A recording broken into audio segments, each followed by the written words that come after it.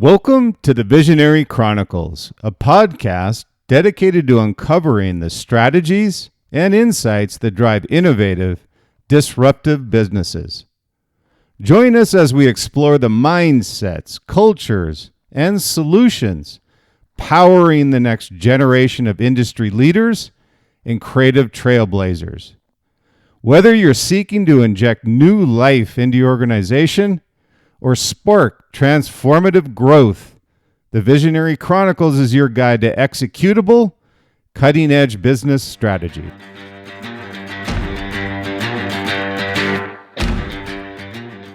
Hello and welcome to the Visionary Chronicles. Appreciate you being with me today. Again, know your time is valuable, so hopefully we'll make good use of it today. Today we're going to talk about the new book I just released. I've been mentioning it the last few months now. And it was released on June 30th and has become an Amazon bestseller again. So I appreciate those that purchased the book, the ebook or the hard copy book, have compliments on both. And again, appreciate those that went out, purchased the book, but again, more importantly, those that have started reading the book and have applied what I put into the book and those visionary leaders that I profile. So it's the book, The Visionary Leader, The Success Principles of the World's Greatest Visionaries. It's available now across all distribution outlets in both ebook and also hard copy. We're also working for the first time, this is my second book in a series. The first book was the Visionary brand.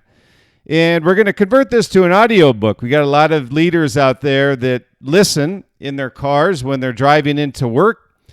And we're going to convert this as a request of many people that they would like to have the audio book as well. So we're going to be doing that, and we have that in the works as well. So today we're going to talk about another episode on the Visionary Leader. We're kind of going through step by step. I wanted to give you a little bit of an overview of the book, but also more importantly, how you can apply that in your day-to-day. So we're going to talk today more on chapter 2, which is the mindset. That's the chapter title of chapter 2 on the Visionary Leader, is the mindset. And today we're going to talk about the vision journey. Many leaders have journeys on the vision. They just don't wake up one day and all of a sudden they have a vision of what they want to do or what they would like to do. It's really kind of this, what I call journey. And of all the visionaries that I profile, almost every single one had this journey that they went through before defining what their vision was for their brand, their service, the process. I go all the way back, by the way, to Socrates and Jesus and leaders of the different generations, so you can get a feel for how this visionary leadership has evolved over the generations, which is quite interesting. And I found it fun to go back and profile all these leaders, even Alexander the Great, all the way up to Steve Jobs and Elon Musk of today. So we're going to talk about the vision journey. It's a 7-step, what I call blueprint for turning ideas into impact. And the reason that I title it this is because when you look at ideas, they're only as good as they are on the board unless somebody executes their vision and commercializes their idea, which is impact. So that's why I said turning ideas into impact. Ideas are only as good as the mind that they're in, and that they haven't commercialized. They don't really benefit anyone. So we're going to talk about this journey. So again, welcome to the Visionary Chronicles, where we break down strategies, mindsets, and principles of the world's most visionary leaders and brands. And this chapter today we're talking about is the mindset. And the chapter we're talking about in the mindset really explores what I believe is this core engine of visionary leadership, the mind.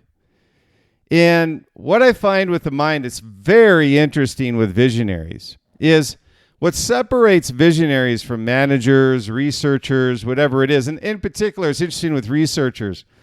Go back to aerospace days that I was in. This is many, many moons ago. But we had these researchers that effectively were brilliant, but very few ideas came out of their head.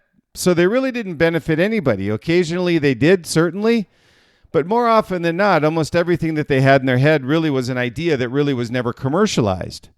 So we're going to explore this journey that we want to have an impact with those ideas. So before the product, before the strategy, before the execution, there's this mindset. The mindset that you have, and you can have it as a leader, and I've seen leaders that have transformed vision into reality more often than not, or almost every instance, without exception. It's executed through the team. And the mind is the first, where it all starts. That's why I call it this core engine of visionary leadership. The mindset of a leader really sets the tone, defines the culture, and guides the brand's long-term direction. Think about that. Most people think of visionaries as having great ideas, but where does it come from? It comes from the mind first and foremost. That's why it's so important, and I study it in the book. You as a leader, one thing that you need to make sure that you're doing is taking quiet time. Take a sabbatical. And I don't mean a 3-month or a year, a week, whatever it may be, sabbatical. I'm saying take an hourly sabbatical. They put you in this position to succeed, to be different, to think different. So as a leader, please, everybody that I talk with, and when we whiteboard with Liquid Mind and we talk with brands and we talk with leaders, one thing that I always put up on the board is take sabbaticals. And it's a misnomer. And not because I like sabbatical, because it's really a quiet place. It's not taking a nap. It's not resting. It's really getting away. Steve Jobs is a great mentor of mine. And what Steve would do is famously would take his shoes off and he would go walk out in the grass in front of Apple by himself, by the way. This is a sabbatical. It gets away from the noise. It gets away from people. It gets away from the distractions of the day-to-day. So when I talk about this visionary journey, this vision journey, you need to be in a place where you are having a sabbatical, where there's nobody around you. You've really come to clarity, I call it. So the mindset of a leader, again, sets the tone, defines the culture, guides the long-term brand direction. Think about that. That isn't something that you can do sitting in your office for 15 minutes with 15 minutes of distractions. The greatest visionaries, whether it's Steve Jobs, Elon Musk, Walt Disney, Da Vinci, Socrates, first mastered their minds before they mastered and conquered their industries. Think about that. Most people think, well, I've got a team that's giving me ideas. Effectively, if you're a visionary and or you want to become visionary, this is where it starts. And that's why I put this as the very first chapter in my book. It's so important that the mind cultivates the ideas, but the ideas then are executed in the marketplace and commercialized to the benefit of your consumer. I've seen so many people go, they have great ideas, they patent everything they can, and it sits on the whiteboard never being commercialized, nor to the benefit of their customers. That's worthless. It's a waste of time, and it's something that you don't want to do as a visionary. So really, what separates a manager, and I get this question a lot, is, hey, what separates a manager from a visionary? Well, it isn't just title or talent. It's how they think. They think different. Visionaries just don't see the world as it is and trying to make it a little bit better. They see it as it could be. Think about that in your day-to-day. And or if you do take a sabbatical, ask yourself the question in your industry, in your products, in your services. Don't ask yourself, what are the competitors doing? Ask way it is today and how it could be.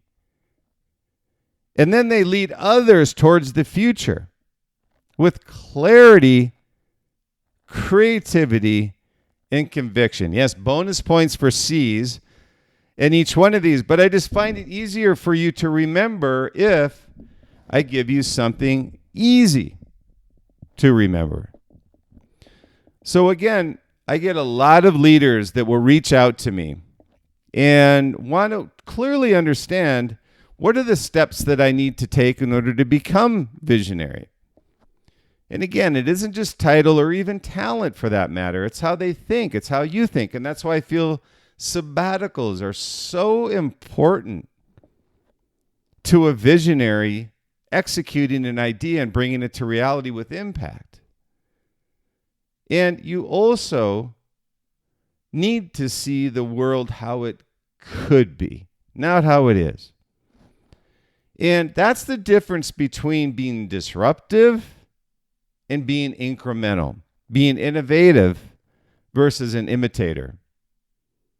You need to lead others with the future of your brand, service, company, or product, whatever it may be, with clarity, creativity, and conviction.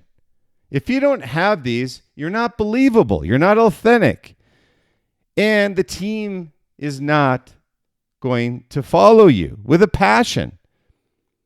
They may follow you because it's their job description, but you want them to follow you, support you, execute it because they have a passion around your vision. And that's done with the clarity, creativity, and conviction in your messaging to your team. So let's take a deep dive, if we can, into the visionary leaders and how they shape and sharpen this most powerful asset they have and that you have, which is the mindset. So we'll talk about the mind step. I'd say it's a 7-step blueprint for turning ideas into impact. So number 1 is harnessing the visionary mind. And I say harnessing, I use that word intentionally because think about all the ideas. You make about, I believe the number was 17,000 decisions a day. Imagine trying to make an impactful decision with all of that floating through your head without having some type of harness mechanism.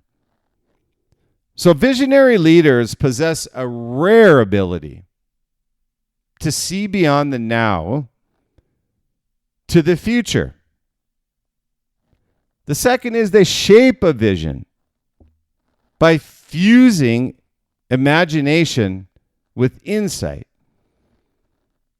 And the reason that I put those fusion, imagination, and insight together is you can tell a story to someone, but if it's not believable through reality, it'd be difficult for them to have a passion around it or wrap their head around it. So you need to have some insight as to how you're going to execute it through your imagination and commercialize it. And number 3 is their minds are trained to look forward, forecast needs, and anticipate disruptions. Anticipation is a key thing that visionaries have. In writing my book, I found that there's qualities, 17 different qualities that I talked about in the previous podcast. If you didn't listen to the previous podcast, I would highly recommend it. It's really kind of an outline of the Visionary Leader book and the 17 principles of the world's greatest visionaries. Their minds are trained to look forward, forecast needs, and anticipate disruptions.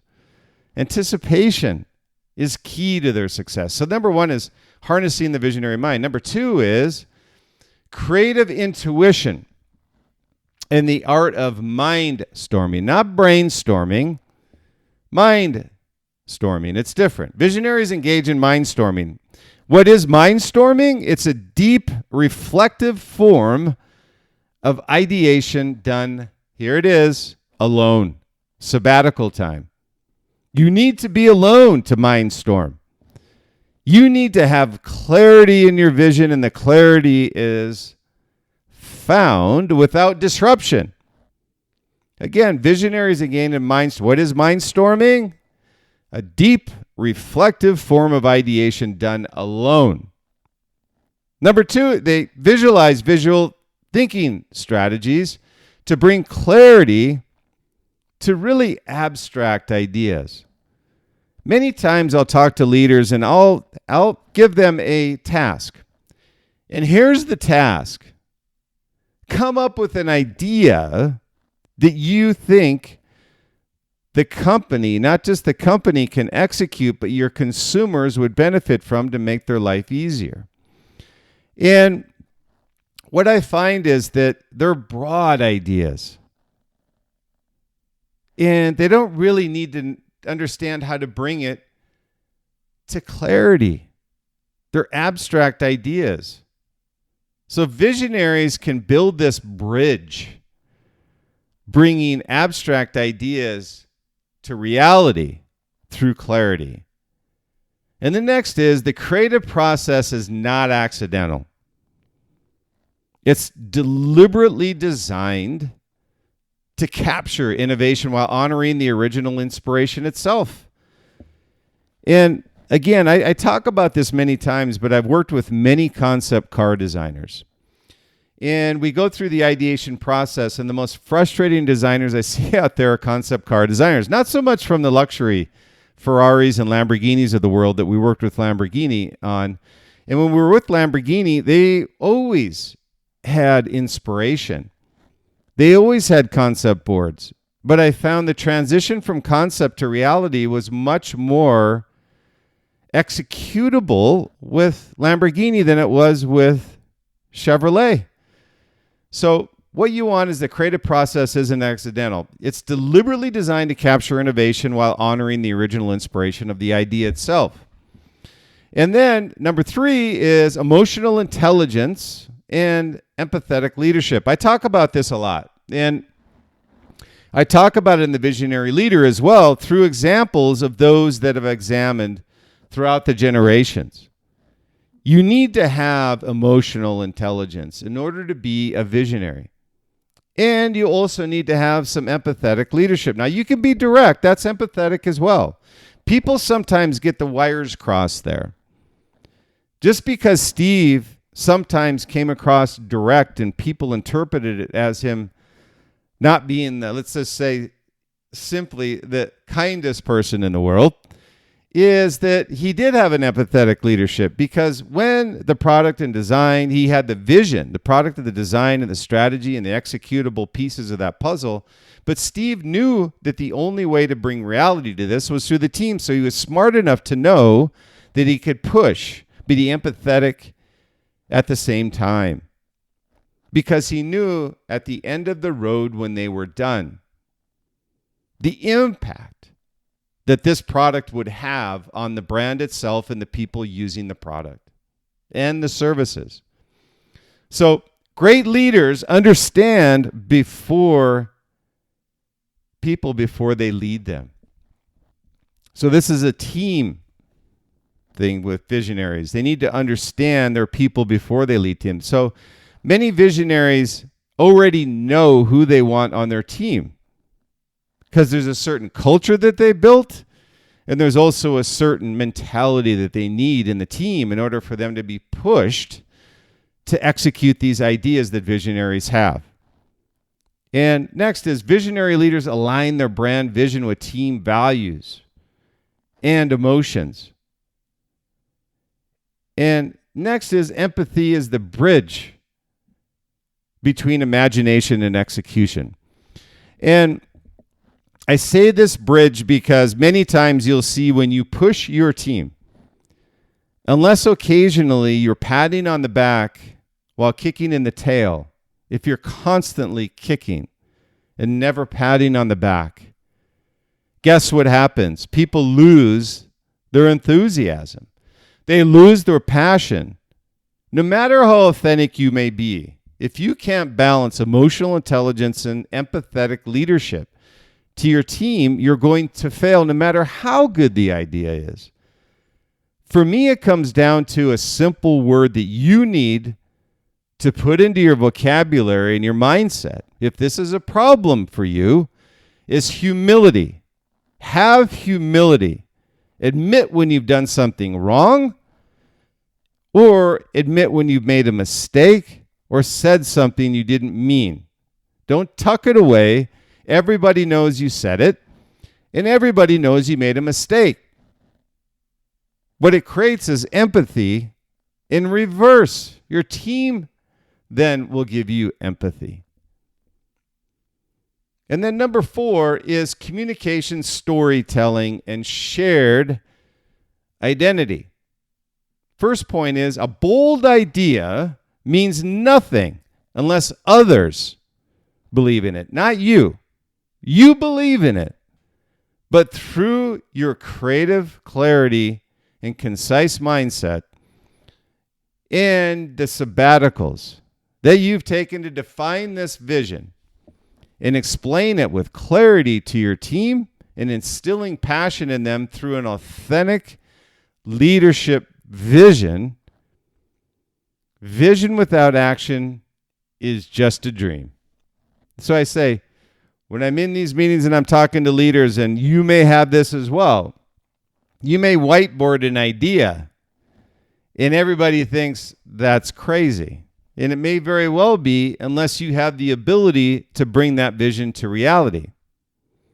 And I'm telling you, there's many, many ideas that have been left on the whiteboard and written off as dreams because the enthusiasm waned, the authentication wasn't there, the passion wasn't there, and the leadership vision wasn't there. And the next point is the leaders motivate teams. They inspire resilience and guide execution. They're in it with the team. They're not the ones up there whiteboarding, giving the executable steps, and not part of the team executing the strategy. That's what builds a cohesive team that has clarity in the vision. These leaders motivate teams, inspire resilience, and guide execution. Do you do that? Or do you just give instructions to the team, leave the room without any oversight and or direct involvement with executing on that task or idea? Just ask yourself that question honestly. The next is they remain adaptive. They're constantly shifting strategies as the markets evolve. Think of all the visionary leaders, and I've outlined these in the book, from Henry Ford to Enzo Ferrari, whoever it may be. All of these visionary leaders have had to adapt, but they all kept the course. They shifted strategy, but they zeroed in on their destination and never wavered, even as markets evolved. So I say you call it switchback leadership. You can move from right to left, but the destination stays the same. And then number 5 is number 6, actually. I lost count here. Number 6, actually, is growing, learning, and resilience. Visionary leaders embrace failure. They learn quickly and they adapt often. Again, visionary leaders embrace failure. That's the biggest one. Any brand that's worth anything has failed and failed again. Tom Peters said, fail faster, succeed sooner. That should be your mantra. Fail, fail, fail, fail, fail, fail, fail, fail, fail. Failure is move you closer to executing on your idea. So embrace it. Safe, risky is safe. Safe is risky. Whatever you want to call it, Seth Godin said, safe is risky. Risky is safe, however you want to position your brand. So I like the risky is safe side of it. I like the inverse of what Seth said. So they cultivate a growth mindset and build teams that value iteration over perfection. Fail again and again and again. Iterate, iterate, iterate. As long as you're moving closer to your goal. Don't look for perfection. You need to execute an idea and a vision.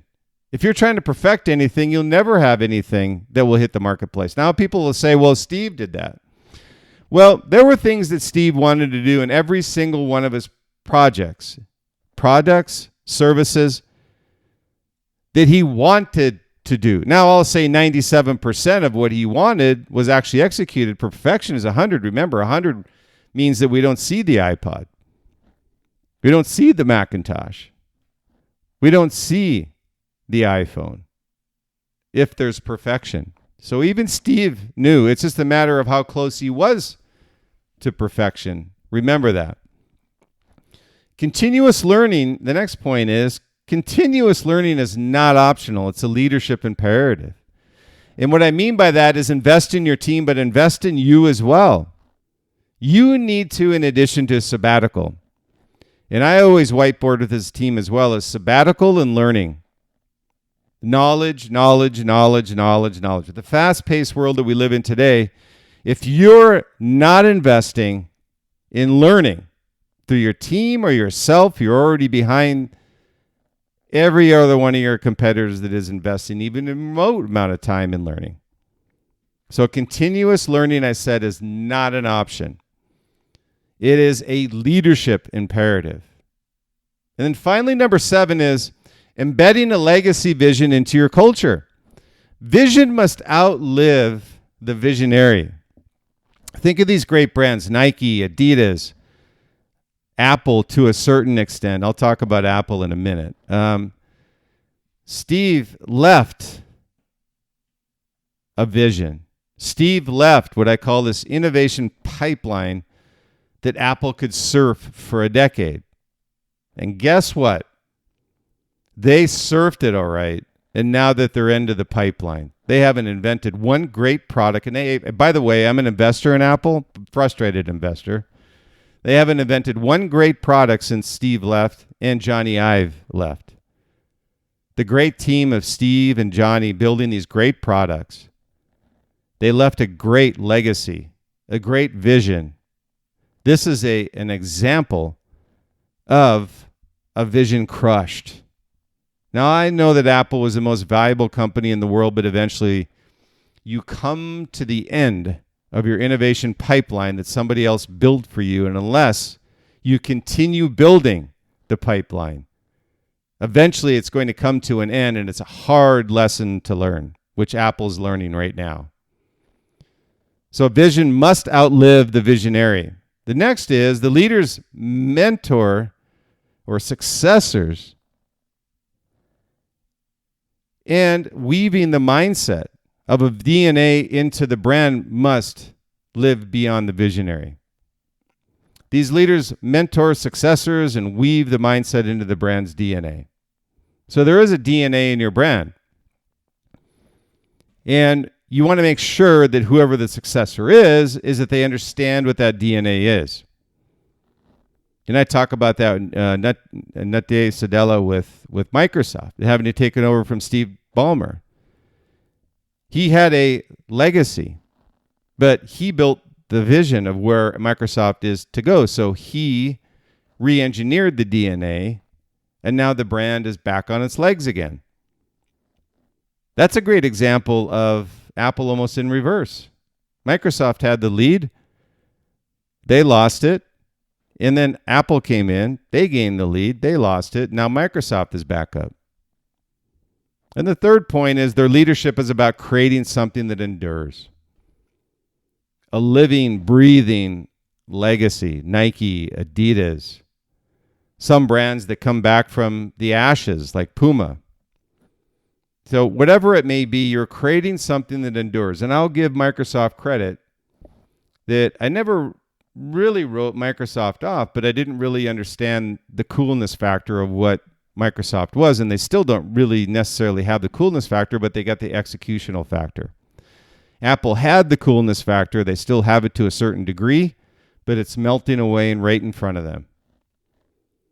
So again, the leadership is about creating something that endures, a living, breathing legacy. So that's the 7-step,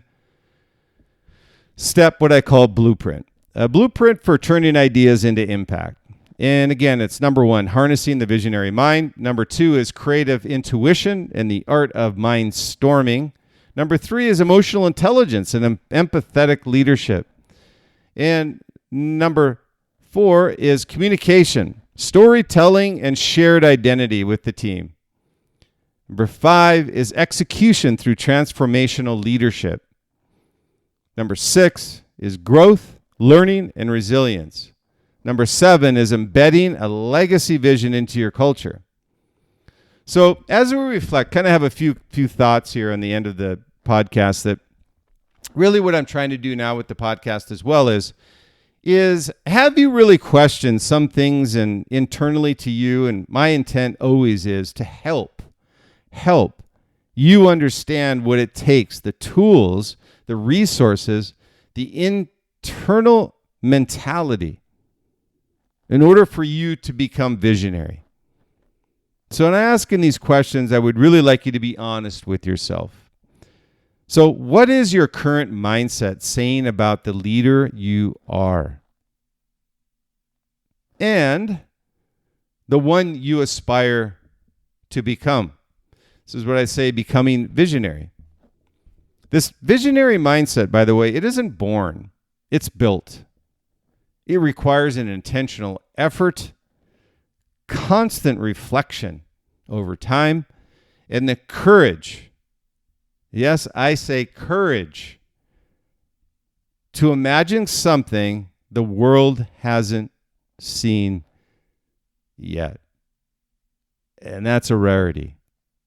It takes risk, it takes clarity, it takes intention, it takes sabbaticals to turn your ideas into impact. Visionary leaders don't wait for change. They are the change. Again, visionary leaders don't wait for change. They are the change. So if you lead a brand, a team, or even just somebody like yourself, start with your mind first. You can be a leader without having people underneath you, and you aspire to become visionary. You'll be noticed very quickly if you have an executable strategy and a vision. Train it, sharpen it, stretch it, because the strength of your mindset will determine the strength of your vision. So if you found this episode, and again, thank you for tuning into the Visionary Chronicles. Always appreciate your time. And if you found this episode valuable, I'd really appreciate if you share it with your fellow leaders, your fellow aspirational visionaries on your favorite platform, or leave a review. It's always, always, always appreciated. And I can't tell you, whenever I get reviews, whenever I get comments, I always say, please share it. And I'm not in it for me. I'm in it for you, to give you advice on how to take the next steps to having an impact in your career or your life, both personally and professionally. So your support helps us continue building a community of visionaries. So in this episode, we talked about where this came from. And it's an outline and content from my book, The Visionary Leader, The Success Principles of the World's Greatest Visionaries. It's available now. It was out on June 30th. It's become an Amazon bestseller. And it's sold across all channels. And it's a great companion, I call it, for those looking to reignite your purpose or lead with more clarity in a complex world. What's really cool about the book, and I'm really proud of, is that we have 17 visionaries across generations that I talk about. And what I do is I extract their principles so you can apply those to your day-to-day. It's really your playbook for mastering the art and mindset of transformational leadership. You know, inside I share some really what I call these timeless lessons, actionable frameworks for you to use as a leader. And stories from some of the world's most iconic visionaries. I want to have fun with it as well. It's fun to talk about Madame Curie. It's fun to talk about Albert Einstein, Thomas Edison, Socrates. I even talk about Kelly Johnson, that not a lot of people know about, the mastermind behind stealth aircraft. So it really helps you to unlock your leadership potential. So it's available now on Amazon and Kindle, paperback, and hardcover formats. And as a thank you to my listeners and visionary community that we're building, we have the ebook for sale at $1.99 on Amazon. So we'd appreciate you grabbing it here in the first month. It really helps us impact where we are in the sales process with Amazon, and also hitting the bestseller list across different categories. So trust me, I appreciate your support so much. And the book is a culmination of decades of research, experiences, and real-world insights into leaders like Jobs and Da Vinci and Elon Musk. And once you've read it, if you could, it doesn't take a long time, but it's so appreciated, is if you could leave an honest review on Amazon. I would really, really appreciate it. Your support, again, means the world to me, and your purchase goes a long way to helping others. So until next time, stay bold, stay visionary, and as always, lead with purpose. The future is the Visionary Chronicles for those bold enough to shape it. And thank you for your continued support, and I look forward to hearing from you soon. Until next time, keep innovating, keep leading, and keep shaping the future. Thank you for being with me today on the Visionary Chronicles. Stay true, stay authentic, be different, but above all, be great. And have a great day, and I look forward to the next Visionary Chronicles.